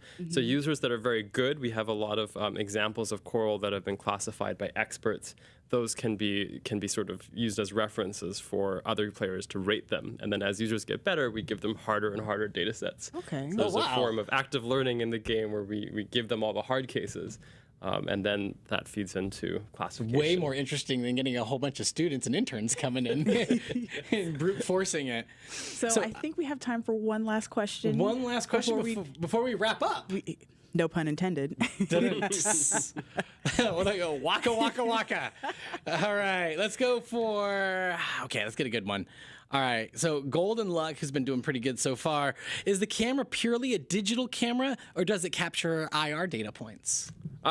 Good question. So infrared, unfortunately, doesn't penetrate through the ocean surface. Water absorbs most of it within the first micron of the surface, which is why it's so hard to study the oceans, because we just have a narrow band of light in the visible to blue and ultraviolet that actually gets down into the water column. So this is primarily an ultraviolet to, I would say, far red or near infrared instrument to study things that go through underwater. Oh, that's awesome. That's pretty cool. I think we're at about that time. Am I right? It is. It is time for us to wrap up and say goodbye, man. This is about that time. Thanks so much, Faith. This has been really cool. Thank you so much for having It is an awesome camera. You can just sit tight right there. As I get to look at all my gifts that I've gotten. So, folks, this has been NASA in Silicon Valley Live. It is a conversational show from NASA's Ames Research Center in Silicon Valley, where we talk to the various scientists, researchers, engineers, and all-around cool people like my buddy Vade over here.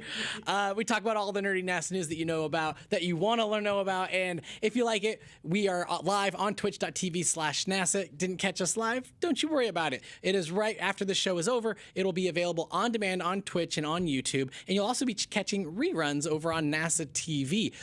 If you're an audio listener, we'll have it on podcast services throughout the solar system and beyond. So a huge thanks to our guests and especially everybody who's sitting in the chat who submitted a ton of questions over this last little bit. We're going to be back on Thursday as normal, but it's going to be a couple days from now. Thursday, it is January 31st is going to be our next episode, and we're going to be talking about making new discoveries with NASA's supercomputers. Like normal computers, but super. But until then, thank you so much for joining us in the chat. Thank you so much to our guests. Thanks so much for coming. And we will see you guys in about a month. Bye.